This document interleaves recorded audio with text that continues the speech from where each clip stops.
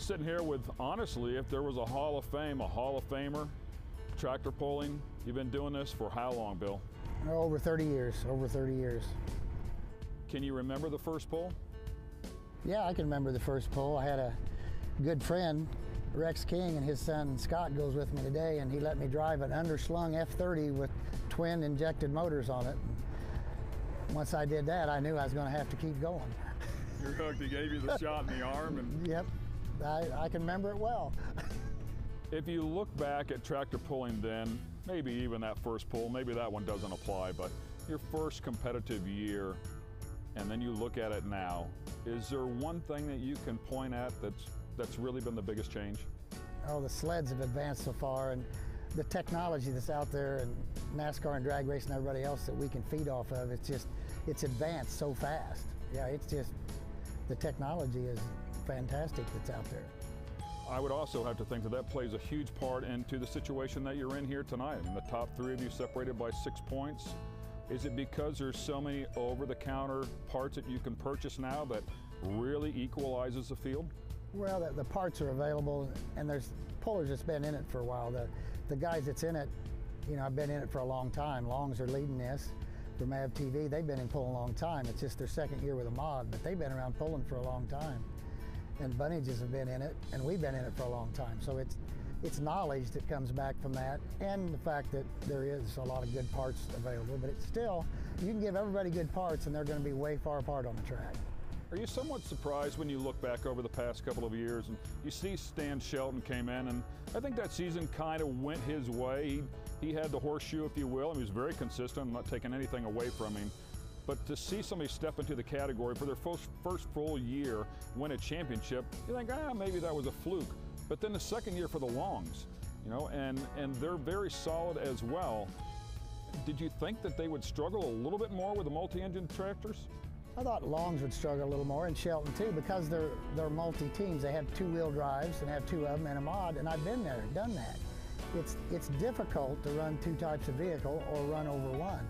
If you think there's an advantage to run another vehicle, that's not so, because it's maintenance, and when something goes wrong with one vehicle, it usually piles up with the other one and multiplies. It's, you know, kind of like Murphy's Law. When one thing goes wrong, it goes wrong across the board, and it just makes it difficult to deal with. So yeah, I'm surprised they're doing that well, but they're all good pullers, and they got good people behind them, like, you know, like my team. We've got a lot of good people. That's what makes the success. It's not Bill Leischner. It's the fact that there's a lot of good friends and people and a crew that doesn't get paid that helps. Let's go back to the first championship that you won on a national level, and then take a look at your effort here this year. What's the biggest difference between those two? Well, that was a United States Hot Rod Championship back in '87, not counting state championships on the state level, but the national championship was in '87. And it was tough. There was 4-engine tractors, and we were running the 3. It was just our turn. I mean, everything we did just worked, but we had a good engine builder back then and good chassis, and everything just worked out for us, and we were consistent. But today, I mean, there's just more tough tractors. I mean, look at this mod class. I mean, anybody can win tonight. There's a lot of good tractors. It goes back to the consistency and who didn't go out of bounds, and just some luck. Or, you know, Joe Eddard would be right there on top, but he's been breaking blower belts and struggling with that. I mean, he's like there in fourth, and he's tough. He's the tractor I thought I had to beat, my partner, but he finds himself in fourth place. I find myself in second. I'm just fortunate that I got a shot to win this again. I mean, Longs beat me, they win. I beat them, we're tied. You know, Bunnages are back there. It's going to be one whale of a show, and it's just going to make a heck of a show. I mean, it's going to be really good material. With your 30 years of experience, have you ever seen the field any deeper than it is right now? I mean, there's any number of tractors that can win any given night. I've never seen a field that's this tough and this deep, like you're saying. I mean, there's some guys back there that are 5th, 6th place or wherever they are. They could be in first just as easy as where they're at. And it is really tough. Now, I've never seen it this competitive and this good. That's why it's going to be so much fun. I've been around the game for a little while myself in different forms of motorsports, and when you first come in, you're really hungry to get that first win, and you're really hungry to get that first championship. Then you want to repeat that championship, so you send a message that it's not a fluke. But after 30 years of pulling, you are consistently in the top. You're consistently the man that everybody wants to beat. You don't always win a championship, but you are always a threat. You're always in the top 5 safely, top 3, really good bet.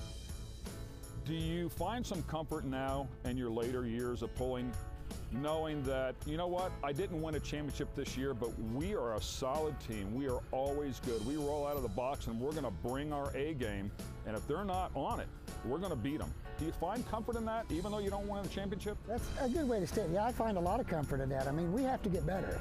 If I stay the same or don't change things, I'm going to get passed up. Our team's going to get passed. And, you know, everybody coming on board in this tonight with, everybody's pushing everybody. You got to be on your A game. One little slip, and you're going to be back in the field. So yeah, everybody's pushing everybody, and that's what makes it great. I mean, good. It's just fun because everybody's going to have to do good. If you slip, you're not going to be there. All right, let's look into the future. What's over the next horizon for the mod class? Do you see slipper clutches coming in? Where's the technology going? Tell me a secret that nobody out there knows. I don't know too many secrets that nobody. It depends on limits and what's going on and weight and what, you know, as far as I'm concerned, I'm ready to slow down driving. I turned 62 this month, and I've got, you know, Shannon's coming on, he can drive, but he's so good at tuning the tractor, it's hard to put him in the seat. And Jed, the 18-year-old, he's driven a little, and he's got a lot to learn, but he's been a 3-peat at the Illinois State Fair, which is pretty good in itself, but his driving style on that track works. So I'm looking forward to those guys coming up, and as long as I see the tractor do good, I can sit on the sidelines and help and supervise, and I guess still pay the bills. How hard is it to sit on the sidelines, watch them make a mistake that you know you would not have made given you were in the driver's seat, but also understanding that it's something they have to learn? It's probably a mistake I've made more than once. I mean, I've been at this for a long time. There's a lot of experience, and you can't beat experience. But I guess that's why I'm still in the seat till I get too old or decrepit or I can't move this arm, or that's what I see happening, is younger generation taking over and keeping this sport going. I look for it to just keep getting more competitive, and we need to get some sponsors in, because 10th place needs to pay more money because not everybody can get first. And just like this year, the class is getting so deep, it's hard to find enough money to keep everybody going.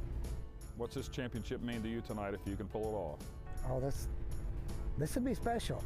You know, coming in here in 2nd place and having a shot. I came in when Shelton won.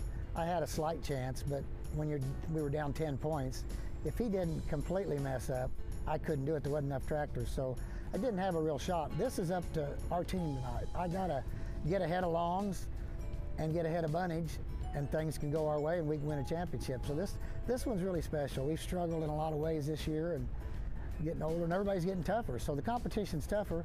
That makes this championship would be a lot more special. Well, we wish you the best of luck out here, and we hope you stay in that driver's seat for many years to come. You're a pleasure to watch work, and always a great interview. Well, thanks, Ken. It's always nice talking to you, and you make it easy.